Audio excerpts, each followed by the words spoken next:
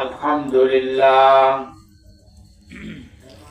لله نحمده ونستعينه ونستغفره ونؤمن به ونتوكل عليه ونعوذ بالله من شرور أنفسنا ومن سيئات أعمالنا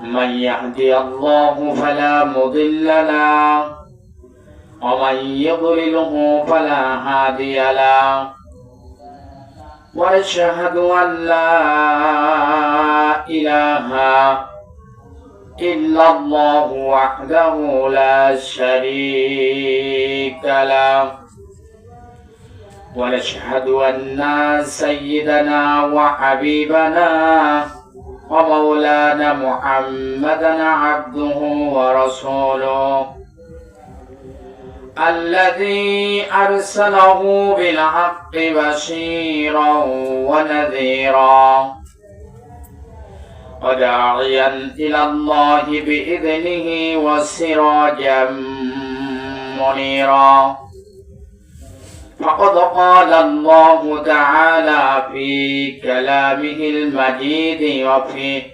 فرقانه الحميد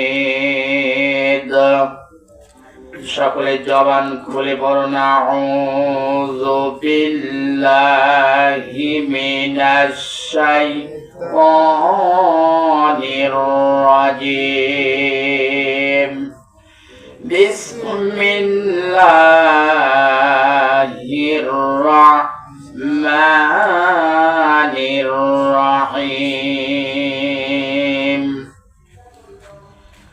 ونريد أن نمن على الذين استضعفوا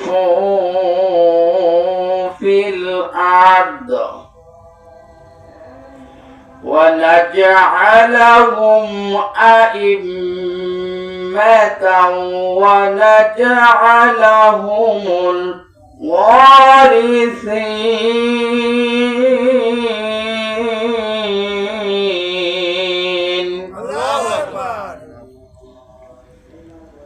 ونمكن لهم في الأرض ونري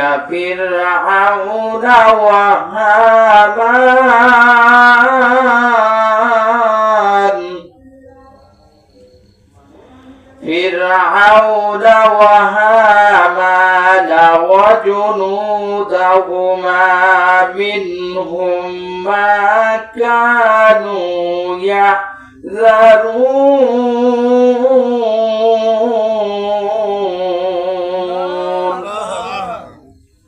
صدقت يا رب العالمين وقال رسول الله صلى الله عليه وسلم من أحب سنتي فقد أحبني ومن أحبني كان معي في الجنة أو كما قال عليه الصلاة والسلام وقال تعالى في حبيب الشان محمد إن الله وملائكته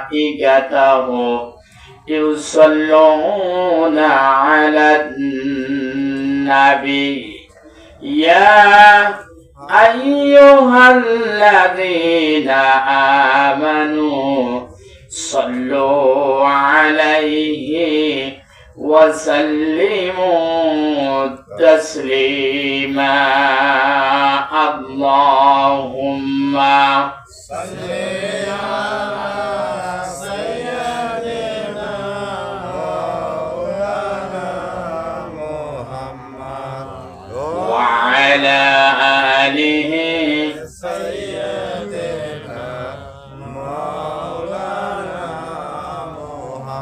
প্রাণ খুলে মহাব্বতের সহিত বলুন আল্লাহুম্মা সাল্লি আলা সাইয়্যিদিনা মাওলানা মুহাম্মদ ওয়া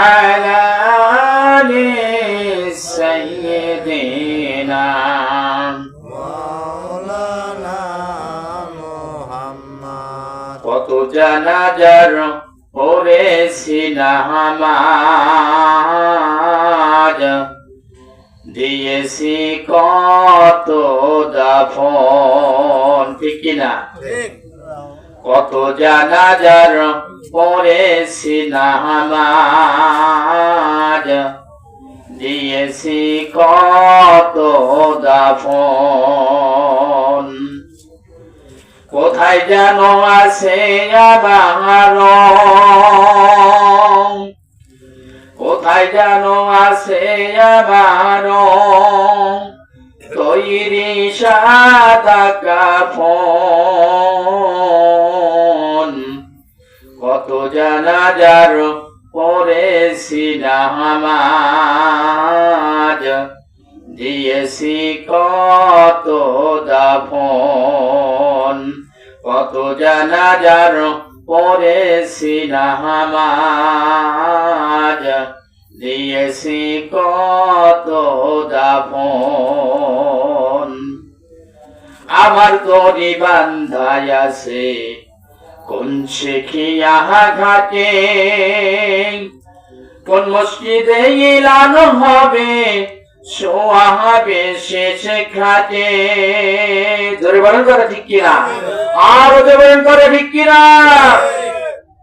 আবার দড়ি বান্ধায় আছে কোন শেখিয়া ঘাটে, কোন মসজিদে এলানো হবে শোয়া হবে শেষ ঘাটে। কখন কোথায় করবে দাফন, কখন কোথায় করবে দাফন আমাকে স্বজন। কত জানাজার পড়েছি নামাজ, দিয়েছি কত দাফন। কত জানাজার পড়েছি নামাজ, দিয়েছি কত দাফন। লা ইলাহা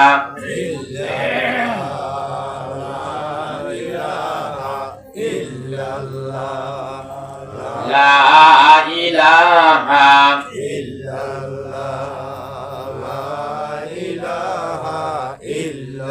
মুহাব্বতে লা ইলাহা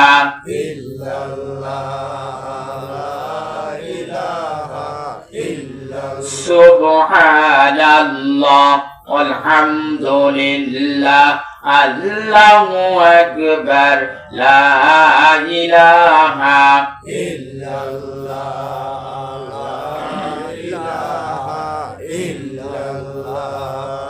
লা ইলাহা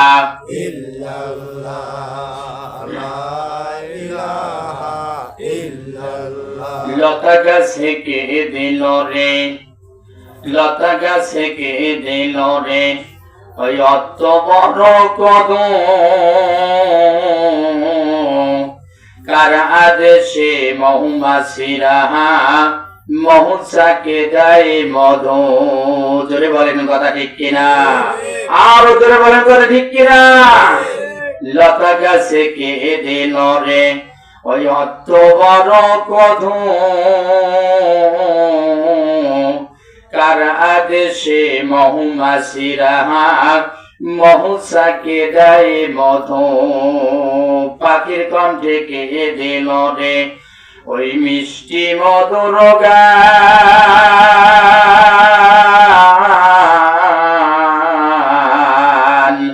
হিসাব করে দেখো সব আমার আল্লাহ তাআলার দান। হিসাব করে দেখো সব আমার আল্লাহ তাআলার দান। লা ইলাহা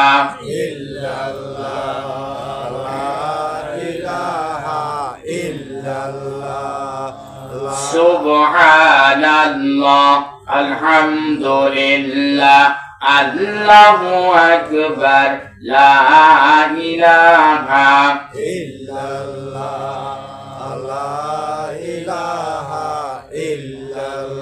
লা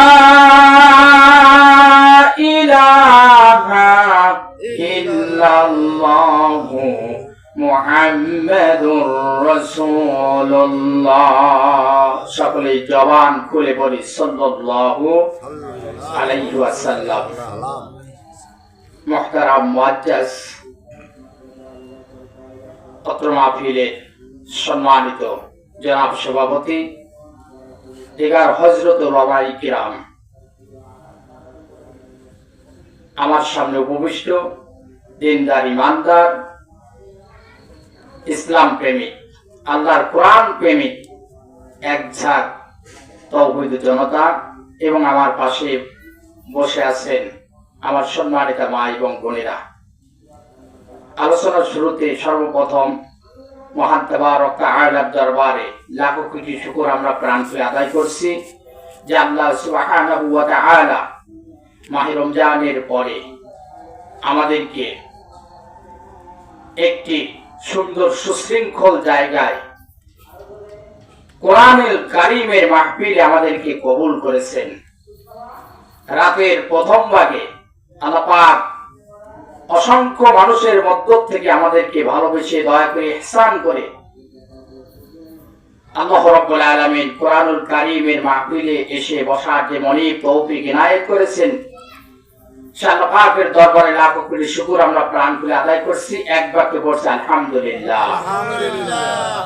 সম্মানিত আমার প্রাণ প্রিয়,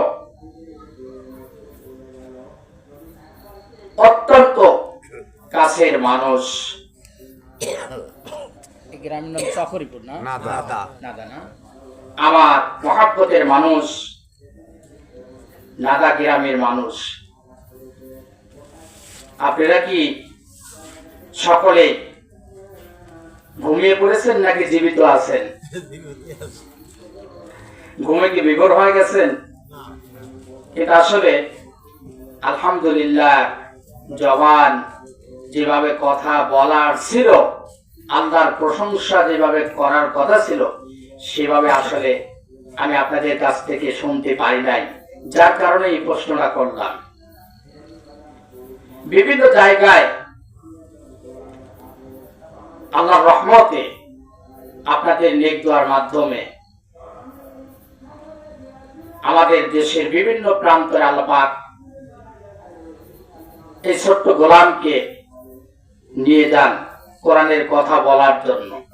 তো বিভিন্ন জায়গায় গিয়ে কথা বলি, শ্রোতার ভাব মূর্তি আমরা প্রথমেই যারা কথা বলি মাহফিলে যাওয়ার সাথে সাথেই আমরা বুঝতে পারি, যার কারণেই আমরা অনেক সময় প্রশ্ন করে থাকি।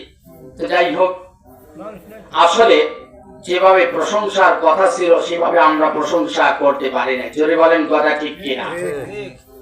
মাত্র 18 জন মানুষ নারায়ে তাকবীর দিয়েছিলেন এই বাংলার জমিনে কোন এক সময়। 18 জনের তাকবীরের কারণে তদানীন্তন সময় এই বাংলার প্রেসিডেন্ট একজন হিন্দু রাজা ছিল, রাজা লক্ষণ সেন। আপনার নাম শুনেছেন। 18 জন মানুষ যখন নারায়ে তাকবীর দিয়েছিলেন তার বিরুদ্ধে, রাজা লক্ষণ সেন উনি মনে করেছিল যে 18 জন নয়, আমার মনে হচ্ছে 18 লক্ষ মানুষ সেখানে দাঁড়িয়ে তাকবীর দিয়ে সুবহানাল্লাহ বলে। আমরা তো সেই মুসলমান, যদি বলেন আমরা সেই মুসলমান কিনা? ভয়ের চোটে বাংলার জমিন ছেড়ে ভারতে পা জমিয়েছিলেন, ভারতে গিয়ে আশ্রয় নিয়েছিলেন লক্ষণ শেখ। বাংলার জমিনে জায়গা হয় নাই, সুবহানাল্লাহ বলে। আমরা সেই মুসলমান। মুসলমানের কণ্ঠ সবসময়ের জন্য বাঘের মতো গর্জন করে উঠবে, ঠিক কিনা? তো যাই হোক, অকুণ্ঠ চিত্তে যে মনিব আমাকে আপনাকে সুস্থ শরীরে কোরআনের মাহফিলে কবুল করেছেন, আমরা খুশি না বাজার? খুশি না বাজার? খুশি যদি হয়ে থাকি, আমরা সেই মনিবের দরবারে আমার শুকরিয়া আদায় করছি, প্রাণ খুলে জোরে সোরে করছি আলহামদুলিল্লাহ। লাখ কোটি দরুদ আর সালাম বর্ষিত হোক বিশ্ব মানবতার মুক্তির দিশারি সাইয়্যিদুল মুরসালিন রাহমাতুল লিল আলামিন সুবহানাল্লাহি ওয়া বিহামদিহি। বিশ্ব নবী তামাম মাখলুকাতের জন্য আল্লাহ পাক যাহাকে মহান মেসেঞ্জার করে প্রবেশ করে বার্তাবাহক করে এই বিশ্বে আল্লাহ রাব্বুল আলামিন তামাম মাখলুকাতের জন্য রাহমাতাল লিল আলামিন করে পাঠিয়েছিলেন, সে নবীর উপরে দরুদ আর সালাম আমরা সকলে প্রাণ খুলে পড়ছি সাল্লাল্লাহু আলাইহি ওয়াসাল্লাম। প্রিয় ভাইরা, আমরা যে আল্লাহর প্রশংসা করলাম, আল্লাহর যদি প্রশংসা করা যায় তিনি আমাদের উপরে রাজি এবং খুশি হয়ে যায়। জোরে বলেন কথা ঠিক কিনা? দুনিয়ার বুকে যদি কোন মানুষের প্রশংসা করা হয় তাহলে সেই মানুষটা খুশি হয় না? আপনার অগোচরে আপনি একটা জায়গায় নাই, ওই জায়গায় যদি আপনার কথা হয়, প্রশংসা করা হয়, আর সেই কথা যদি আপনার কানে, আপনার কর্ণকুহরে কখনো যদি পৌঁছে যায় যে অমুক জায়গায় হাটে বাটে ঘাটে মাঠে আমার প্রশংসা করা হয়েছে, আপনার কানে যাওয়ার সাথে সাথে আপনার গর্বে কিন্তু মনটা ভরে যায়, যায় কিনা? আমার প্রিয় বন্ধুগণ, দুনিয়ার মানুষ যদি একজন আরেকজনের যদি প্রশংসা করে তার অনুপস্থিতিতে, আর এই কথা যদি ওই ব্যক্তির কানে পৌঁছে যায়, পৌঁছে যাওয়ার সাথে সাথে ওই ব্যক্তি কিন্তু মনের মধ্যে তৃপ্তি পায় বা শান্তি পায়, খুশি হয়। জোরে বলেন কথা ঠিক কিনা?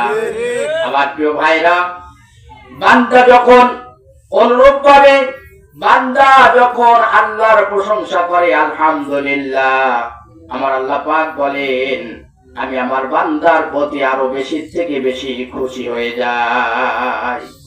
আল্লাহ রাব্বুল আলামিন বলেন লাইন শাকারতুম লাযিদান্নাকুম ওয়া লাইন কাফারতুম ইন্না আযাবি লাশাদীদ।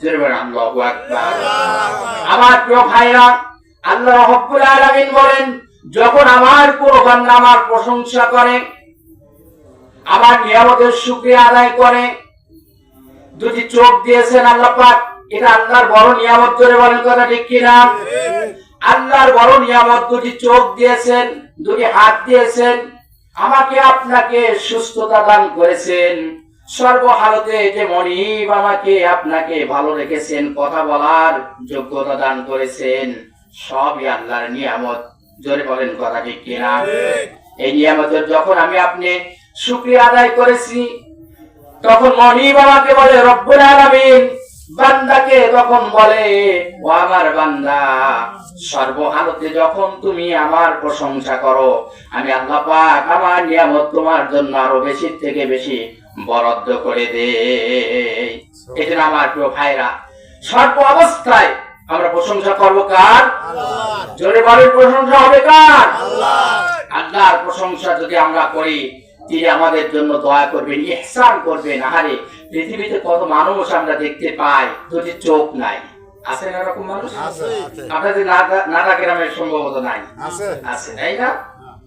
দুটি চোখ নাই, দুটি কান আছে ঠিক, কিন্তু কানে শোনে না। শ্রবণ শক্তি আল্লাহ পাক হরণ করে নিয়েছেন, কান আছে শোনে না, চোখ আছে কিন্তু চোখে দেখে না। অনুরূপ ভাবে পা একটা আছে আর একটা নাই, থাকলেও পারে এক পা দিয়ে চলাফেরা করে আর এক পা দিয়ে চলাফেরা করতে পারে না। এরকম অসংখ্য মানুষ আমরা দেখতে পাই, ভাই কিনা? আমার প্রিয় ভাইরা, এর কারণ হচ্ছে আল্লাহ পাক আমাকে আপনাকে বুঝাতে চান, ও আমার বান্দা, তোমার মতন আমি এ বান্দাকেও সৃষ্টি করেছি, দুনিয়াতে পাঠিয়েছি।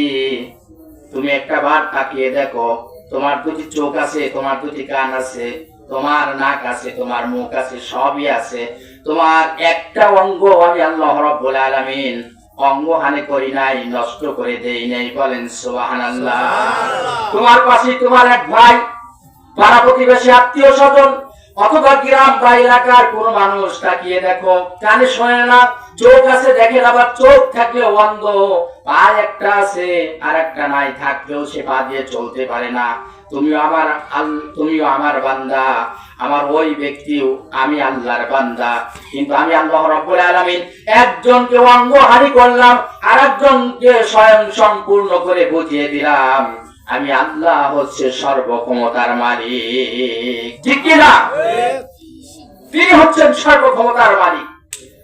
এই জন্য আল্লাহ পাক বলেন, বান্দারে আমি এ কাজ এই জন্য করেছি যাতে করে তোমরা যারা সুস্থ আছো, ভালো আছো, চোখ আছে, নাক আছে, মুখ আছে, তারা যেন ওই অঙ্গহানি বান্দা বান্দিকে দেখে আমি আল্লাহ রাব্বুল আলামিনের প্রশংসায় লিপ্ত হয়ে যাও যে আল্লাহ সব জিনিস দিয়ে আমাকে ভালো রেখেছো, সুতরাং তোমার প্রশংসা আমি কখনো করে শেষ করতে পারবো না। বলেন সুবহানাল্লাহ। আমরা যদি সর্বহালতে আল্লাহ পাকের প্রশংসা করি, আল্লাহ পাক আমাদেরকে নিয়ামত বাড়িয়ে দিবেন। অনুরূপ ভাবে যদি আমরা আল্লাহর নাশুকরিয়া জ্ঞাপন করি, এরকম আল্লাহর অনেক বান্দা আছে না, নাফরমান বান্দা আছে না? চোখ দিয়েছেন আল্লাহ কিন্তু প্রশংসা হয় না তার, পা দিয়েছেন আল্লাহ, হাঁটার শক্তি দিয়েছেন কিন্তু সে কখনো আল্লাহর দিকে রুজু হয় না, আল্লাহর ইবাদত করতে চায় না। বলে আমি পৃথিবীতে এমনি এসেছি,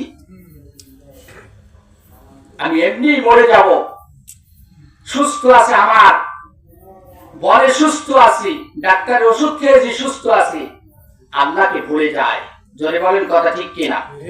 আল্লাহ রাব্বুল আলামিন এই মানুষদের ব্যাপারে বলেছেন, যারা আমার শুকরিয়া আদায় করবে আমি তাদেরকে নিয়ামত বাড়িয়ে দেব, যারা আমার নাশুকরিয়া জ্ঞাপন করবে, যারা আমার সাথে বিদ্রোহ করবে, আমাকে রব হিসেবে মানবে না, আল্লাহ পাক বলেন ওয়ালা ইন কাফারতুম ইন্না আযাবি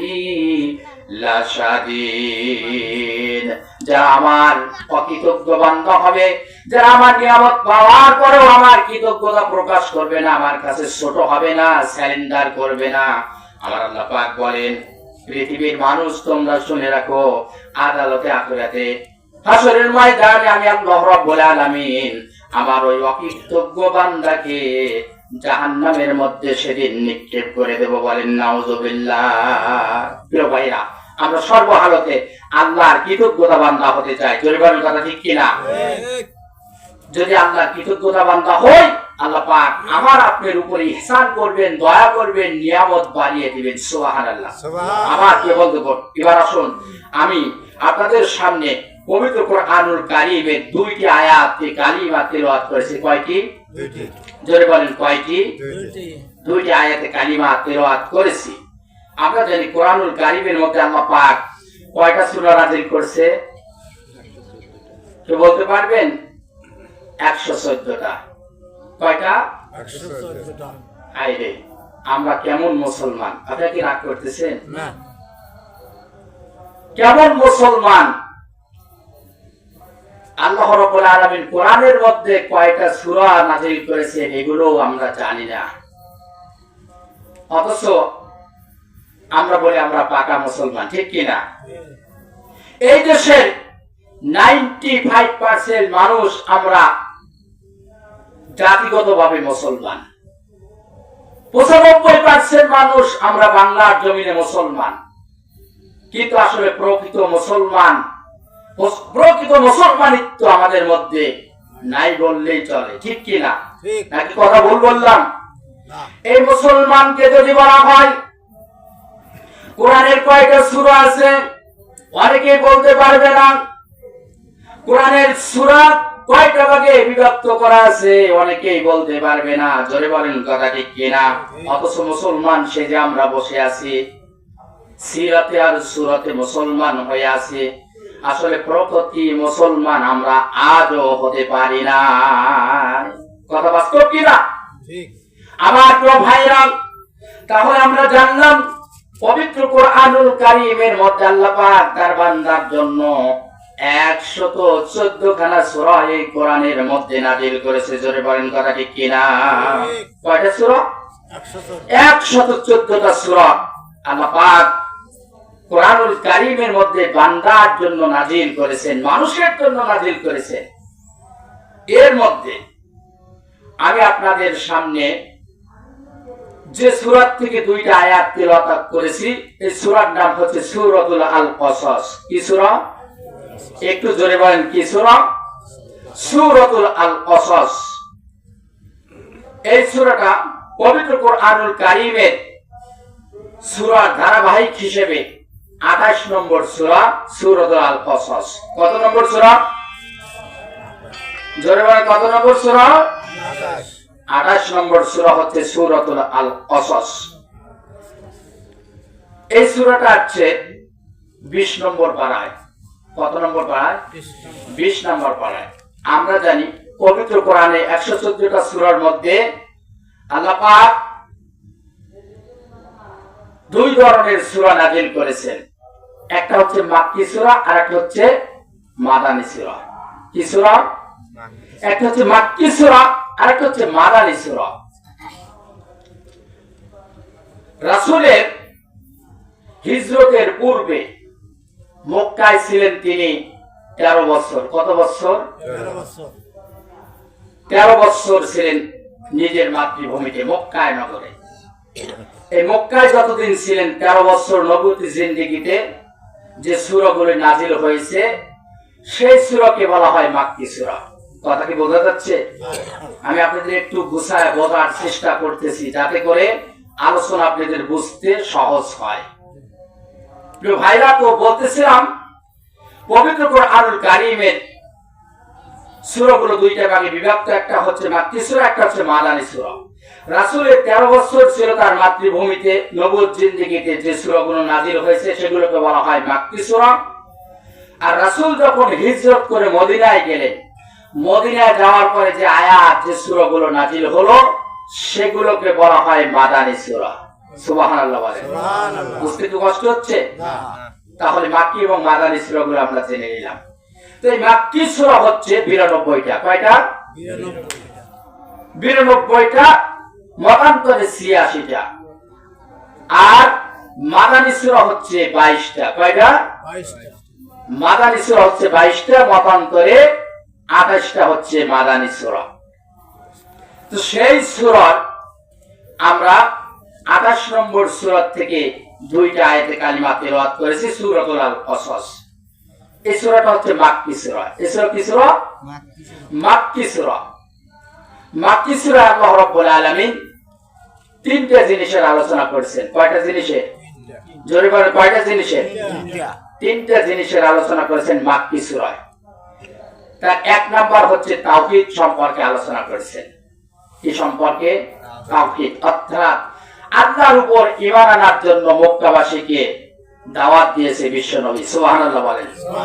আমার প্রিয় বন্ধুগণ, মাক্কি সূরার তিনটি বৈশিষ্ট্য। এক নাম্বার হচ্ছে তাওহীদ, দ্বিতীয় নম্বর হচ্ছে রিসালাত, তিন নাম্বার হচ্ছে আখিরাত। তাওহীদ, রিসালাত, আখিরাত, তিনটা পর্যায়ে আল্লাহ রাব্বুল আলামিন মাক্কি সূরার মধ্যে ঢুকিয়ে দিয়েছেন। বলেন সুবহানাল্লাহ। অন্য কোন জিনিস, অন্য কোন ফাংশন, অন্য কোন আদেশ নিষেধ এই সূরার মধ্যে নাই।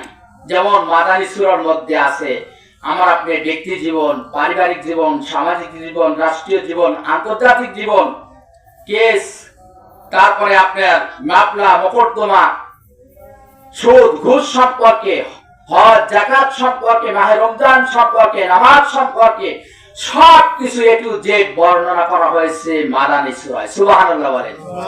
কেমনে খানা খাবেন, কেমনে ব্যবসা করবেন, কেমনে ওজন করবেন, সবকিছু, কেমনে বিয়ে শাদী করবেন, ঈদের নামাজ কিভাবে পড়বেন, সবকিছু ডিটেইলস আলোচনা করা হয়েছে মাদানী সূরায়।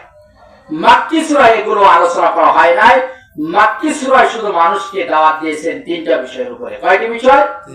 তিনটে বিষয়। যেহেতু তখনকার মানুষ আল্লাহ ভোলা ছিল, তখনকার মানুষ মানুষকে পূজা করেছে।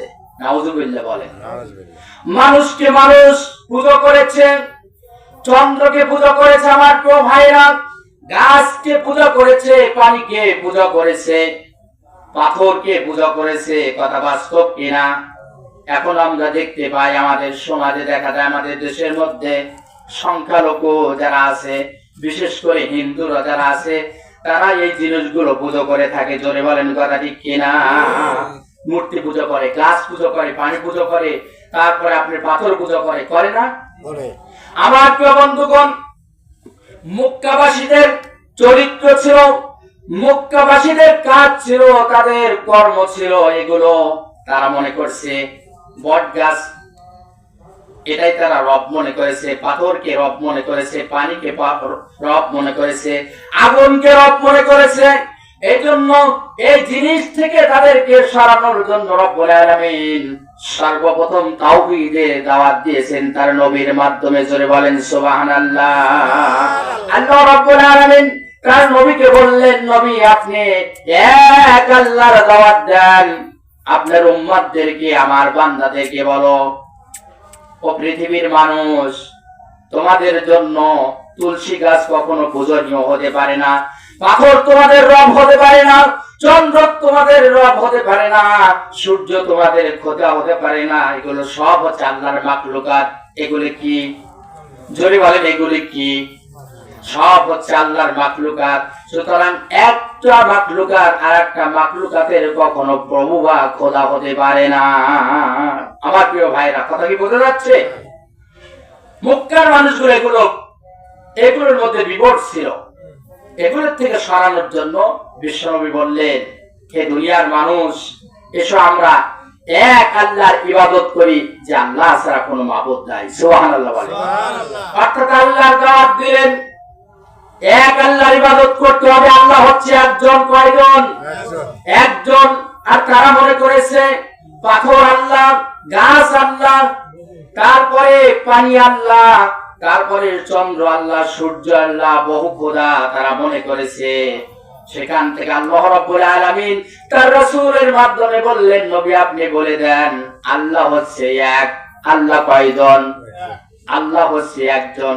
আল্লাহ তার পরিচয় তুলে ধরলেন কোরআনুল কারীমের ছোট্ট একটা সূরায়। বলেন সুবহানাল্লাহ।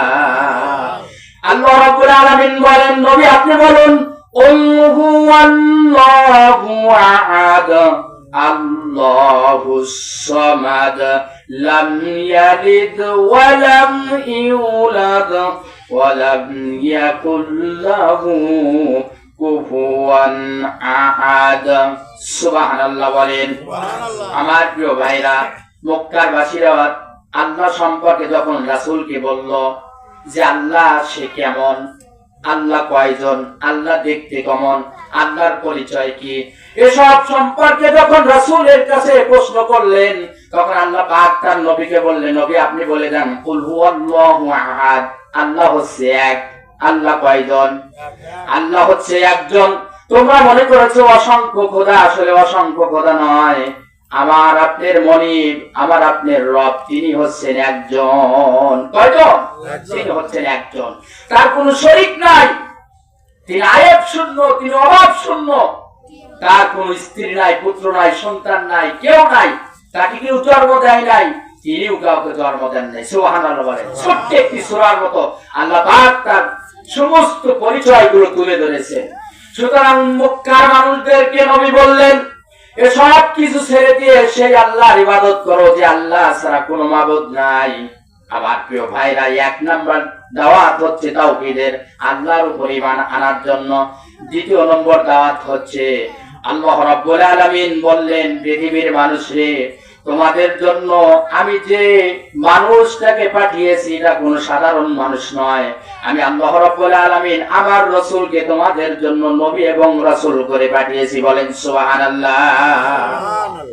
দ্বিতীয় নম্বর, তারা মনে করেছে মুহাম্মদ ইবনে আব্দুল্লাহ, আমার আপনার রাসূলকে তারা মনে করেছে সাধারণ মানুষ, নবী বলে মানতে চায় নাই। তারা মনে করেছে আমাদের মতো মানুষ। মুহাম্মদ সাল্লাল্লাহু আলাইহি ওয়াসাল্লাম আব্দুল্লাহর ছেলে, তিনি একদম গরীব মানুষের ছেলে। আল্লাহ পাক যদি নবী পাঠাতেন, তাহলে সবচেয়ে যে ব্যক্তি ধনাঢ্য তারই সন্তান হতো নবী, এরকম তারা ধারণা করেছিলেন। কিন্তু আল্লাহ রাব্বুল আলামিন সেই নবী সম্পর্কে, বিশ্ব নবীর উপরে ঈমান আনার জন্য পৃথিবীর মানুষকে বললেন যে আমি যে তোমাদের সামনে যে লোকটাকে পাঠিয়েছি, তিনি যে তোমাদেরকে দাওয়াত করেছেন, তিনি সাধারণ মানুষ নয়, তিনি হচ্ছে আমার নবী। সুবহানাল্লাহ বলেন। সুতরাং আমার উপরে ঈমান আনো। দ্বিতীয় নম্বর, আমার রাসূলের উপরে ঈমান আনো। যদি আমার রাসূলকে তোমরা রাসূল হিসেবে মেনে নাও, তাহলে আমি আল্লাহ রাব্বুল আলামিন তোমাদের জন্য পরকালের শান্তির ব্যবস্থা করে রেখে দিয়েছি। বলেন সুবহানাল্লাহ। আমার প্রিয় ভাইরা, দ্বিতীয় নম্বর দাওয়াত হচ্ছে রাসূলের উপর ঈমান আনা। এক নম্বর তাওহীদের, দ্বিতীয় নম্বর রিসালাতে। 3 নাম্বার হচ্ছে আখিরাত সম্পর্কে তখনকার সময় মানুষগুলো ছিল একদম গোমরা। তারা মনে করত যে আখিরাত বলতে কোনো কিছু নাই, পরকাল বলতে কোনো কিছু নাই, আমি পৃথিবীতে এমনি বেঁচে আছি, মরে যাব, গলে যাব, পচে যাব, কোন সত্তার কাছে আমার জবাবদেহি করতে হবে না। এটা ছিল তাদের থিওরি, এটা ছিল তাদের চিন্তা ভাবনা। এই দিন আল্লাহ রাব্বুল আলামিন তার থেকে সরানোর জন্য বললেন, নবী আপনি পৃথিবীর মানুষকে সতর্ক করে দেন, পৃথিবীর মানুষকে এভাবে জীবন চলবে না, একদিন তোমরা মরে যাবে, কবরে যাবে, হাসরের ময়দানে তোমাদেরকে উঠতে হবে, আল্লাহর কাছে তোমাদেরকে অবশ্যই জবাবদেহি করতে হবে। সুতরাং তোমরা সেই আল্লাহর ইবাদত করো যে আল্লাহ তোমাকে ইবাদতের জন্য পৃথিবীতে পাঠিয়েছে, সেই আল্লাহর ইবাদত করো। আল্লাহ পাক বলেন, ওয়ামা খালাকাতুল জিন্না ওয়াল ইনসা ইল্লা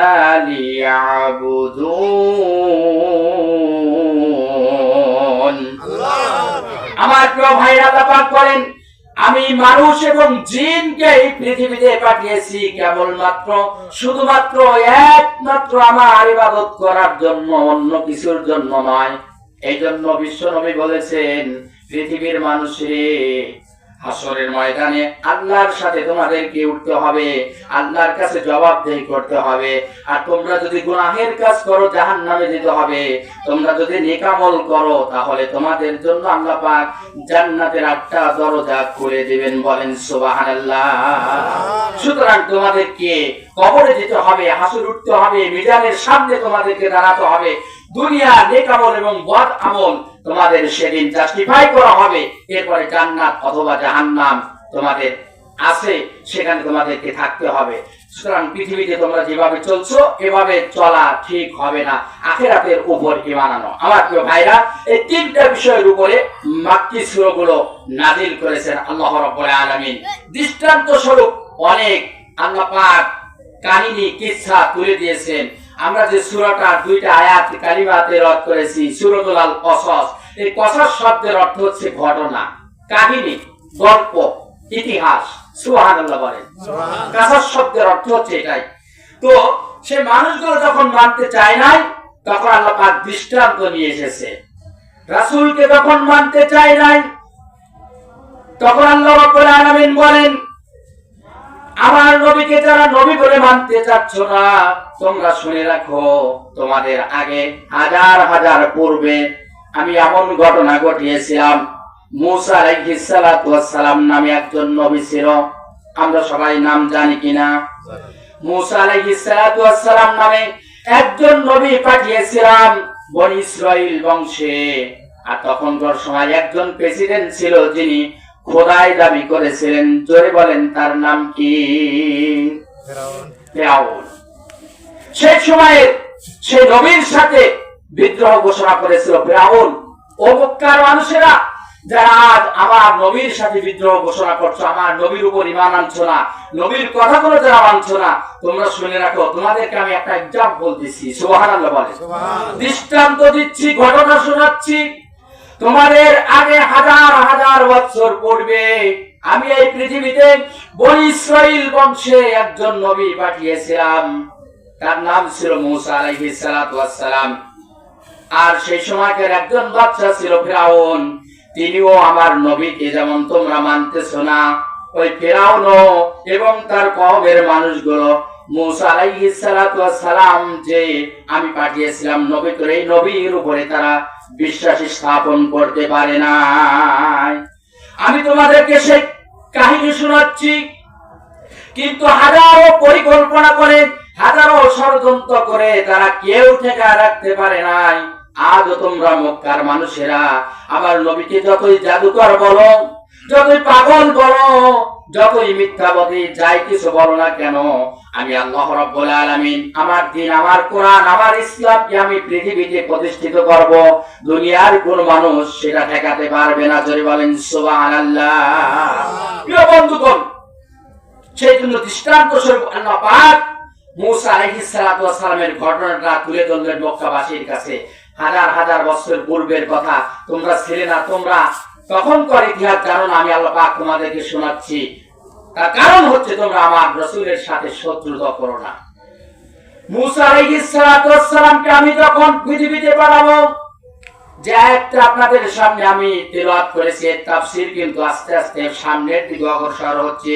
আল্লাহ পাক বলেন মুসা আলাইহিস সালাতু ওয়াস সালামকে আমি পৃথিবীতে পাঠাবো, এই খবরটা স্বপ্নের মাধ্যমে ফিরাউনকে আমি দেখালাম। কিসের মাধ্যমে?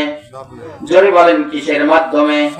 স্বপ্নের মাধ্যমে। ফিরাউন ঘুমিয়ে আছে, ঘুমের মধ্যে স্বপ্নে দেখতেছে বনী ইসরাইলের একজন সন্তান জন্ম নিয়েছে।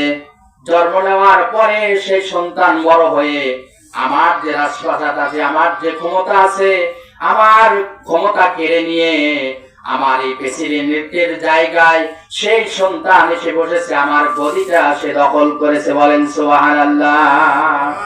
এটা ফিরাউন স্বপ্নে দেখলেন। কিসে দেখলেন? স্বপ্নের মধ্যে দেখলেন। দেখার পরে যখন ঘুম ভেঙে গেল, ঘুম ভেঙে যাওয়ার সাথে সাথে ফিরাউন উঠে বসলেন।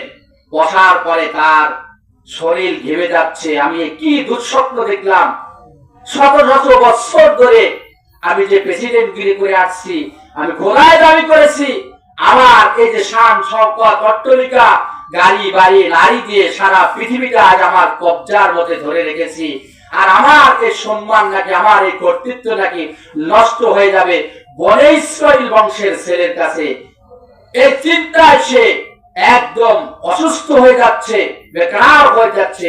তিনি সাথে সাথে ঘুম ভাঙার সাথে সাথে তিনি তার রাজপ্রাসাদে, তার রাজমহলে তার যে সকল মন্ত্রীরা ছিল, কর্মচারীরা ছিল, তাদের সকলকে ডাকলেন। কি করলেন?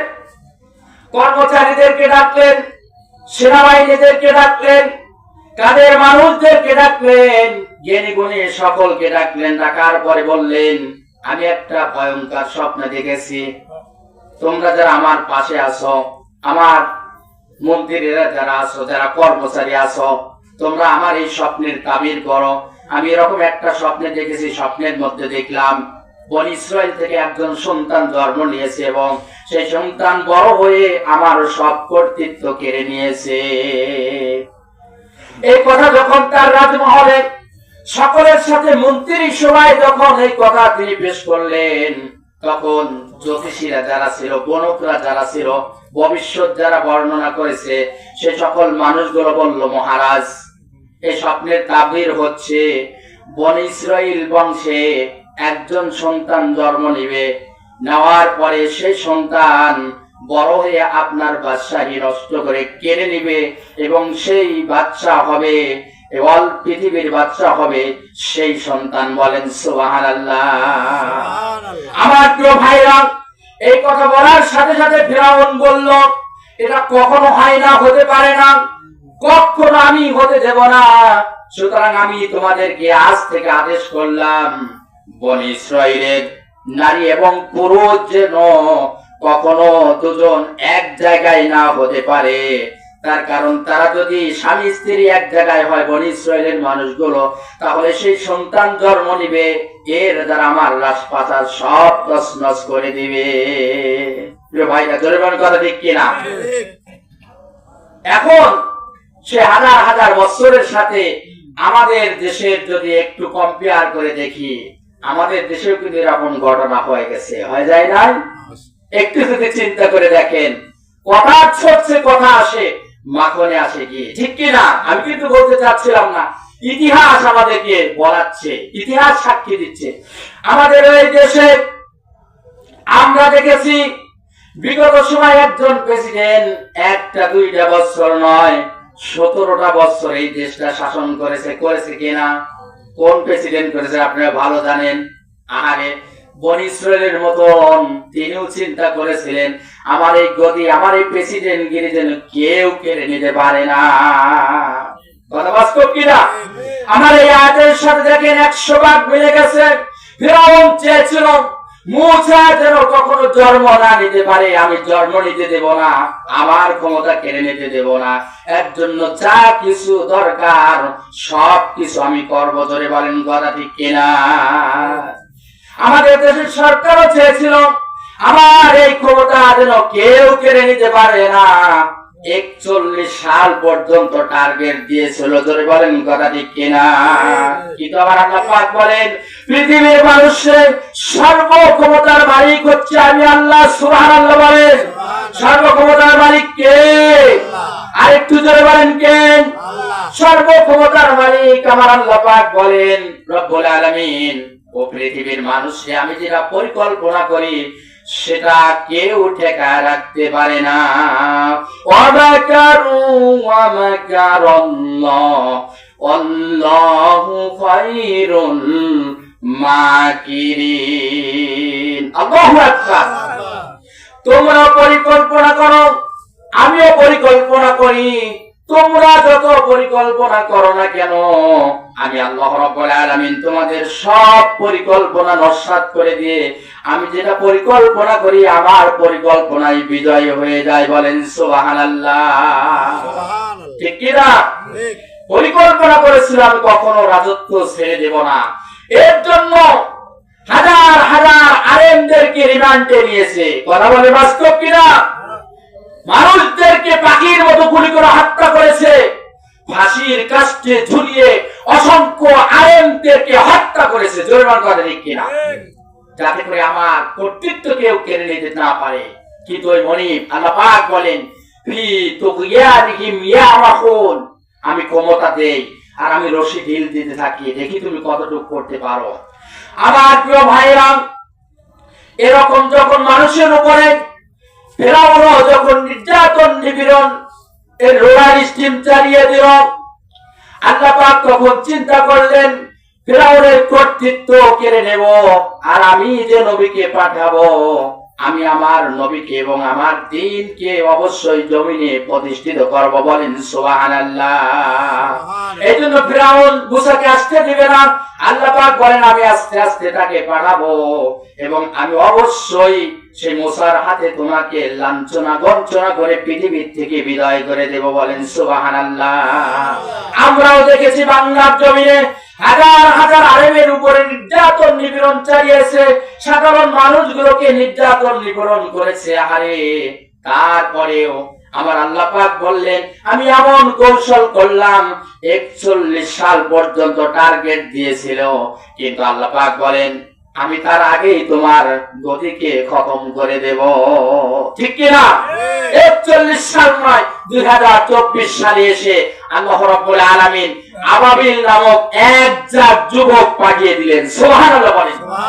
আমার প্রিয় ভাইরা, কাবা শরীফ ধ্বংস করার জন্য আব্রাহার বাচ্চা এসেছিল 60,000 হস্তি বাহিনী নিয়ে। জোরে বলেন কথা ঠিক কিনা? 60,000 হস্তি বাহিনীর বিশাল এক ষড়যন্ত্র নিয়ে রাজা উজির প্রজারা হাতি ঘোড়া সমস্ত তিনি শস্ত্র শস্ত্রে সজ্জিত হয়ে 1-2 নয় 60,000-এর এক বিশাল বাহিনী নিয়ে কাবা শরীফ ধ্বংস করতে এসেছিল আব্রাহার বাদশা। তখন মানুষগুলো ছিল কাবা শরীফের পাশে যারা ছিল তারা ছিল দুর্বল। আমার আপনার রাসূলের দাদা আব্দুল মুত্তালিব তিনি ছিলেন সেই কাবার কর্ণধর, তিনি ছিলেন সেই কাবার প্রেসিডেন্ট। আব্রাহার বাদশা যখন তার কাছে এসে চাবি ছিল, যে চাবি দাও আমি তোমাদের কাবাকে ভেঙে দেব, তখনকার মানুষগুলো ছিল অসহায়, সৈন্য সামন্ত ছিল না। 60,000 বাহিনীর সাথে লড়া কিন্তু 4 বাহিনীর কথা না। জোরে বলেন কথা ঠিক কিনা? চাবি দিয়েছিলেন রাসূলের দাদা, দেওয়ার পরে অসহায় অবস্থায় তিনি হাত তুলে আল্লাহর কাছে দোয়া করেছিলেন, আল্লাহ আমাদের শক্তি নাই, জন নাই, বল নাই, সুতরাং তোমার কাবা আমরা চাই আমরা ঠেকিয়ে রাখি, কিন্তু এই বড় হস্তি বাহিনীর সাথে আমরা কখনো যুদ্ধে নড়ে পারবো না, যার কারণে অসহায় অবস্থায় তাদেরকে আমরা চাবি দিয়ে দিলাম আর তোমার কাছে দোয়া করছি আল্লাহ তুমি তোমার কাবাকে নিজ হাতে সাহায্য করো। বলেন সুবহানাল্লাহ। আমার প্রিয় ভাইরা, আল্লাহ কি সাহায্য করছিলেন? জোরে করছিলেন। আল্লাহ পাক বলেন আলাম তারা কাইফা ফাআলা রাব্বুকা বিআসহাবিল